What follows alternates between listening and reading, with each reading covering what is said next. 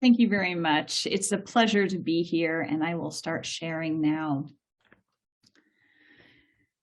Okay, screen is being shared.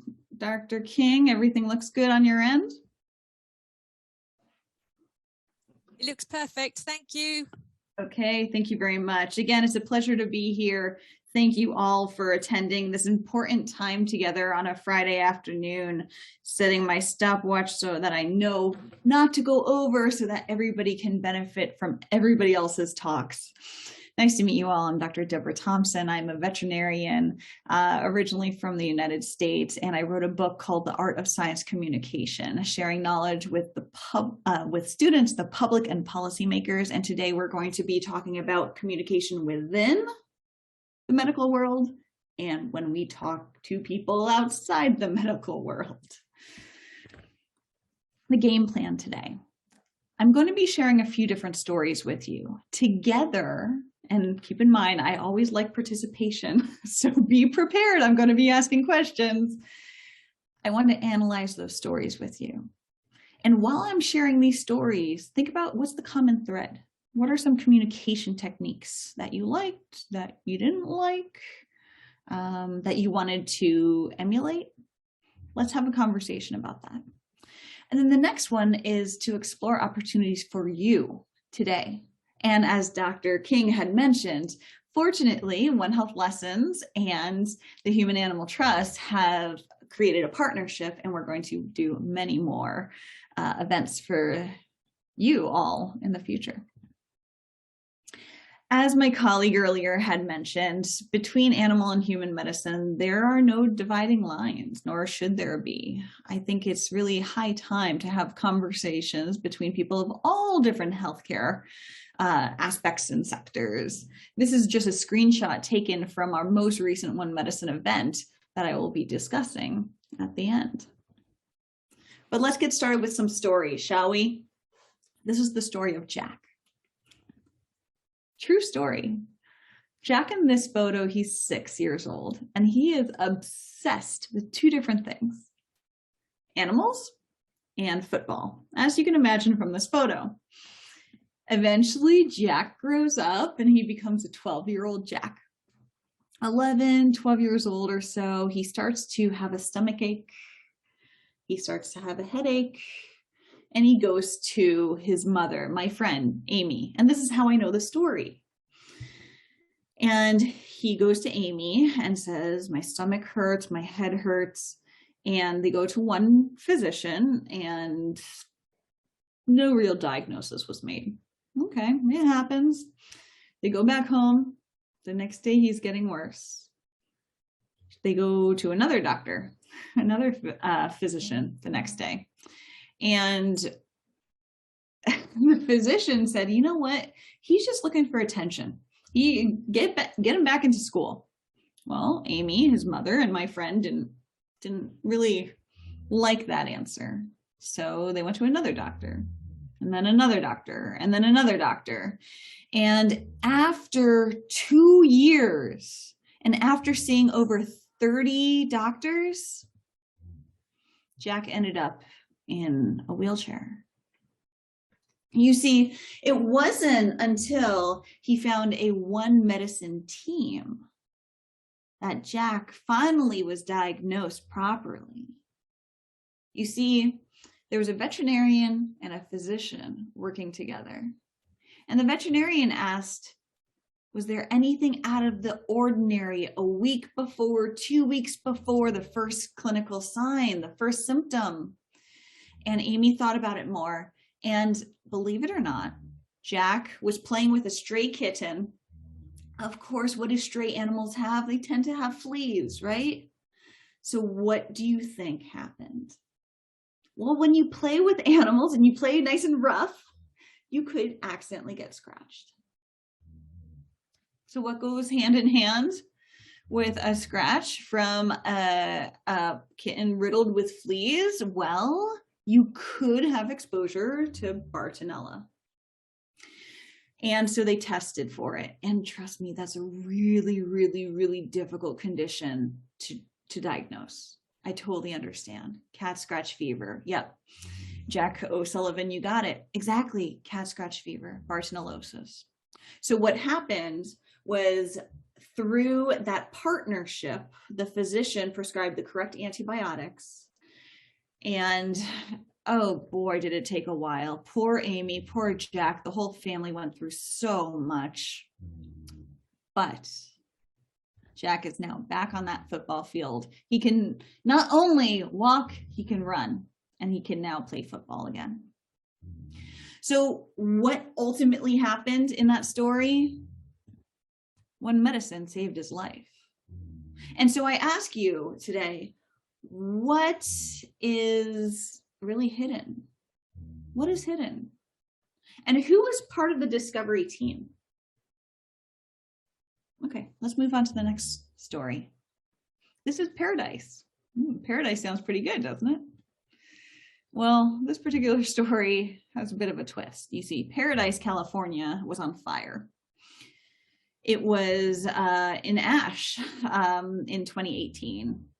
And I was part, as a veterinarian, of the California Veterinary Medical Reserve Corps, which means that I, as a volunteer, was deployed during natural disasters to help out with the animal sector when it was inundated with animals. Now, there were 13 different sections of animals throughout a few different counties, and in total, we were handling 2,700 animals, to give you a little bit of a background. I lived about 300 kilometers south of where the fire was in Paradise, California. And ultimately, I was called after 2 weeks of the state being on fire because the amount of veterinary care locally was just completely inundated. So there I am, driving up those 300 kilometers to volunteer, and you see that background? That's not fog, that's smoke. And so within a few hours, it shouldn't be this dark, but you could see you're just getting closer and closer to the source of the fire. So when I get up there, I end up at Chico Airport. Chico Airport is usually a single terminal airport. I'm sure many of you have at least passed by single terminal airports in your lives. You know, they favor rural communities, right? Inside this one terminal building, there were 80 dogs. Okay. I was in charge of over 300 animals each day and managing 25, 30 volunteers, consisting of veterinarians, veterinary technicians, associates and such, assistants and such. But on the inside of the building, it's interesting because you're treating your patient in front of you. Okay, in my case, it would be, you know, a cat or a parrot or whatever it was. And you're treating it, you have your stethoscope, and then you look up and then you see the tarmac. It's like a whole nother world, And this is what it's like on the inside. This was the dog area. You see a little cute Boston Terrier there and a little beagle. But you know what? When I see the people coming in who had lost their animals and they're just trying, hoping to find their animals after they had their house just completely annihilated. Now it's just empty lots with scorched earth, right? And they're just trying to find their other family member. These animals are their family members. They're looking for hope. They're looking for a reunion. And I remember this one woman, she actually came in with the animals. She was able to rescue the animals out. And she was bald. And she said to me, she was like 50 years old or so. She wasn't that old. And she said to me, because I was taking care of her 2 parakeets and her 2 rabbits, that while the flames were approaching her trailer, she rushed back home to save her animals, her pets, because they are what she lives for. They are what she lives for. And she's bald because she was undergoing chemotherapy. So when it comes to that human-animal bond, that's a real thing. That's a real thing. And when I talk to medical students about this, first responders, typical general audience, general public, they don't think of veterinarians as first responders. I understand. But, when it comes to such complicated situations that affect animals and people and the well-being of both, you need to have as many people involved in both sectors as possible, right? So think about, in this situation, who's involved? What's hidden? Yeah, and Cameron, they are a member of your family. In a lot of cultures, that is now true. But in other cultures, it's not, right? But there's more progression, right? There's more acceptance within the family unit. Animals are now changing their role as a whole around the world. So it's time to really have those conversations and learn from each other, right? And when I speak with medical students and I ask them, if these men are going to be showing up in your emergency department the next day, what questions are you going to be asking them? Well, you have already the background to know that they would probably have been wading through this water and that there was a farm right outside of this picture, And you see with this, this water, it's not the cleanest. So what can be inside of that water, especially if there's a farm upstream, as it would be at this point, really terrible antimicrobial resistance, right? Antibiotic resistant bacteria. And it goes on and on and on. I also ask the medical students, really, if somebody comes into your emergency room or department after having their home completely gone, are you going to just send them out after treatment, or are you going to loop in a social worker, right? It's about seeing the patient as a whole, not just thinking about the person in front of you, but the environment in which the person lives in. And if they're going back to nothing, what resources can we provide as healthcare professionals and work as a team unit? In addition, whenever it comes to wildfires, certainly, as I had mentioned, there are a lot of first responders of different backgrounds involved.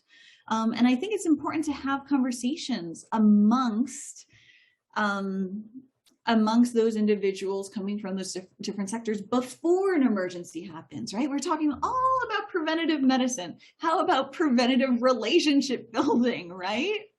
And that's why we're all here today. So who would you work with in order to manage these communities, right? Okay, last story. I like to call this golden retrievers because, I mean, come on, golden retrievers are super cute and everybody wants to talk or pet them at least. How can you not? Look at those little faces. But it's not really a bait and switch, but it kind of is, because we're talking about policy now. Forgive me.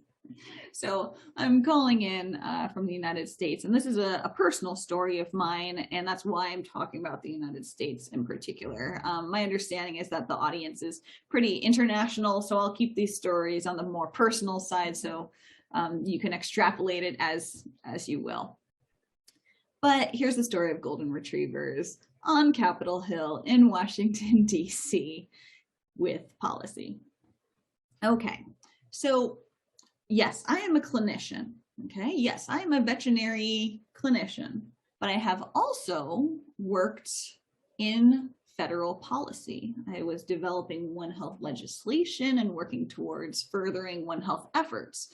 What I mean by One Health in this perspective, or in this case, would be animal health and welfare, public health, global health, environmental health, certainly climate change falls into my fell into my portfolio, and on and on and on, right? A clean water system leads to healthy people and animals. It all makes sense. So my boss's office, wanted to get a few co-sponsors to support a piece of legislation, a bill that was going to be put forward in the process of pushing a bill into a law. In this particular situation, it was called a resolution, which is a declaration of how the Senate, the United States Senate, felt towards something. And the idea was to get another person from the opposite political party to support, let me say openly support, because that's a big difference, openly, publicly support the resolution from my boss's office. So this particular time period was a little bit trying because this was during the first impeachment of Donald J. Trump. And typically you can imagine that the conversations between the two different large political parties in the United States could be a little bit troubling. But the key is you have to do your homework and you have to know who you're speaking with, right?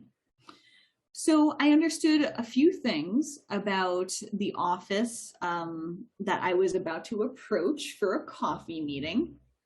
And I understood that the other senator, I spoke with the health aide to the senator, and I was explaining to him, because I knew that the senator liked a few different things, including protecting indigenous lands and rights of people and protecting tribal lands and people living there.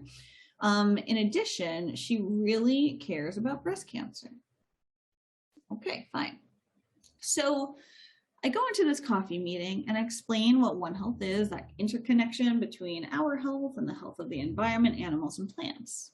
And I talk about how I have worked on the tribal lands in that senator's state, and I have noticed that there were a lot of tick-borne diseases there. And while treating the dogs of these people, the people were asking me questions about the tick-borne diseases because it was getting pretty prevalent in those communities. And we were talking about tick prevention and things like that. So the health aide to the other senator was pretty surprised that a veterinarian would be working in public health at that time. Keep in mind that conversation was around October of 2019. Now it's a little bit different among politicians and policymakers and staff to really have a understanding of what veterinarians and medical people are capable of course. But the golden retrievers. Remember what I said, she's interested in breast cancer and curing breast cancer. Well, I told him about a true story of a veterinary oncologist, so a veterinary cancer doctor, going to an oncology meeting with all physicians around him.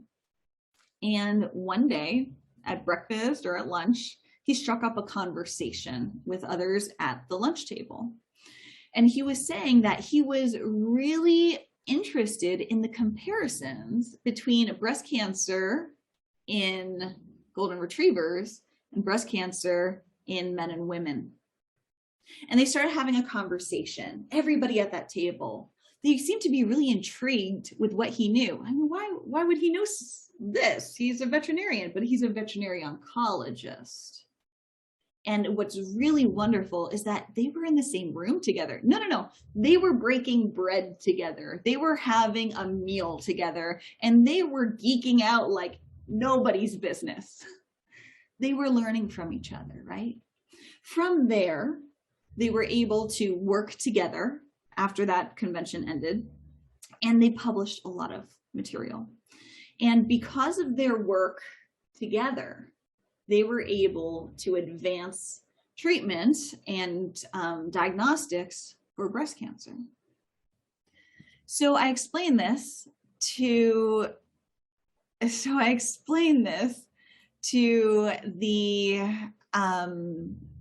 health aide, and he says, okay, well, I'll bring this back to my senator, to my boss, and I'll get back to you. And, I really drive home the point that these conversations is ultimately to help our own patients. I'm treating golden retrievers in the clinic this week, right?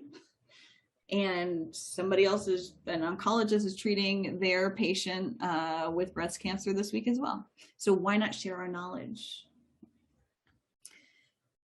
Ultimately, fortunately, Senate Resolution 462 was passed on December 19, 2019, and that resolution was called One Health Awareness Month. My particular boss ended up leading this Awareness Month campaign resolution that declared January of 2020 to be National One Health Awareness Month. And this is the floor speech. And look what she had to say. She was talking about vector-borne diseases, rickettsial diseases. And she also mentioned this little boy who was scratched by a kitten with fleas, 30 doctors, wheelchair bound, one health, one medicine approach saved his life. So you heard 3 stories right now. Let's see from the audience, if you could put in the chat box, just tell me, did anything surprise you? How did it make you feel, these stories? Anything that you want to bring up, I'll give you a moment to think.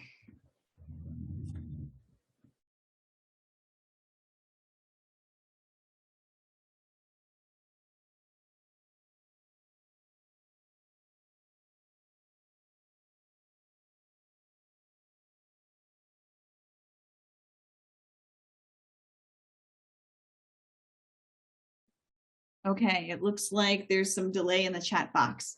So let's analyze those stories together. For Jack, it's about teamwork, right? And empathy. And it looks like somebody said, never ignore guardian concerns. You don't know what you don't know, and you need help. Thank you. You don't know what you don't know. I love it. Victoria Bailey says, highlights the value of sharing. Sarvesh Dalvi, excuse me if I'm mispronouncing, says teamwork makes the dream work. Yeah, multidisciplinary teams working together can do wonders. It's true. It's an untapped resource, right? But what's really beautiful right now is that we are coming together to have this conversation. So what was the theme of paradise here? Well, I extracted, hopefully I got you to feel something.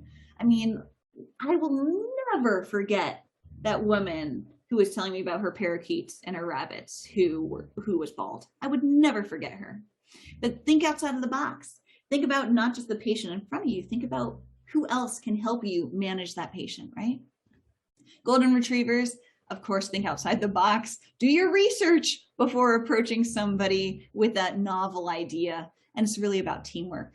I also see others writing down the be willing to listen and collaborate. A patient's animal or exposure to animals can provide important collateral context to both their physical and mental well-being. Absolutely. Medical students ask better medical history from patients. Never forget the benefit of taking a good clinical history. Absolutely. How easy is it to not get a good clinical history, especially when you're 3 patients behind, right? I understand. But in order to not miss anything, we really need to have our due diligence. And for the human health colleagues in the audience, I ask you, do you ask your patients, do they have any pets? Do those pets have similar symptoms as you? Just like when I see a dermatological case with my patients and I'm worried about ringworm, I ask, is there anybody else in the house with a similar sign on their skin?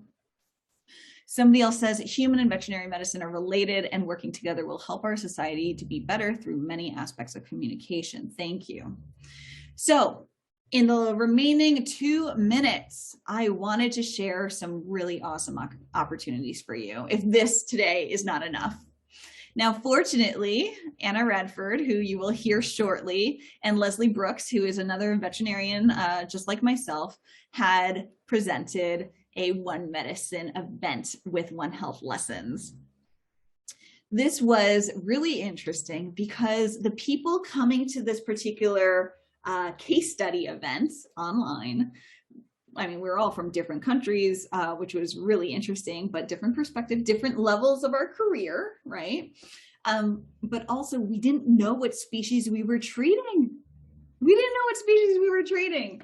In this particular case, Poppy was a female, don't know if spayed or not, or as we say in the United States, intact female, 2-year-old mammal. That's all we knew. We knew a few other things about medical history, and then we heard about the caretaker. Caretaker, what is that? The owner or the parents, right? And Dr. Radford is a pediatrician. So it's not like we could actually ask our patients. So when it comes to medical events, we were able together to look at EKGs and to look at ultrasounds. And we were able to, utilize some just normal anatomical jargon, like what's a ureter, where's the medulla, what's going on with the nephron. You're not going to be saying these things to your clients, of course not. You have to say it in a different way. But with these One Medicine events, we could just jump over all of that and speak physician to physician or clinician to clinician. I'll say it like that. Now, just last Saturday, we had another One Medicine event. Thank you, Human Animal Trust, for the sponsorship for this event. It was a massive success. And in that case, it was really dealing with a neuropathy, particularly in encephalopathy. And so we were looking together at, the nervous system, and everybody in the room could understand what was going on. We were looking at histopathology together. We were talking about false negatives, false positives, right? What type of tests do we trust? And this created an atmosphere where, regardless of what side, what aspect of healthcare we're coming from, we all were speaking the same language, which was pretty darn cool. Also, during our One Medicine events, we worked towards sharing resources. So a number of people didn't know about ProMed, for instance. A number of people didn't know about the One Health Commission's free listserv, and a few other things. So we are here to share knowledge. And that was on a Saturday. And there were people who stayed up until 1:30 in the morning their time to attend this. So it was really quite a pleasure. So what are the benefits of building these relationships? Think about this. If there's a plague going on, Yersinia pestis, that you see in cats or in dogs, is that a public health concern? Yes. And so it should be that a veterinarian could call up their physician friend and say, hey, heads up, I'm starting to see something like this, or I just got a notice about this. Have you? I mean, we're the front lines, right? In the clinics, we're the front lines. So in order to save time and to improve our medical practices, it would behoove us to build relationships amongst each other. And if there's nothing else that you remember Jack's story, and just having that relationship that had already been built between the veterinarian and the physician, what that was able to deliver. So when it comes to One Health and One Medicine communication and science communication as a whole, the layout of the book that I published just last summer, The Art of Science Communication, Sharing Knowledge with Students, the Public, and Policymakers. It's available on Amazon. So you just type in, you could type in science communication and my name and it'll pop up. But this is the table of contents for your awareness, particularly number 4. Chapter 4 is where we, the scientists, the medics, the physicians, the veterinarians, we're speaking with the general public about our niche knowledge. And then if we really want to change policymakers, future legislation, we have to learn how to speak with them. And there's a very special technique to do it, because I saw over and over and over again while working in Washington, D.C., in the United States Senate, very well-intentioned scientists and physicians and veterinarians coming to the office and trying to convey their message, but they were constantly falling short.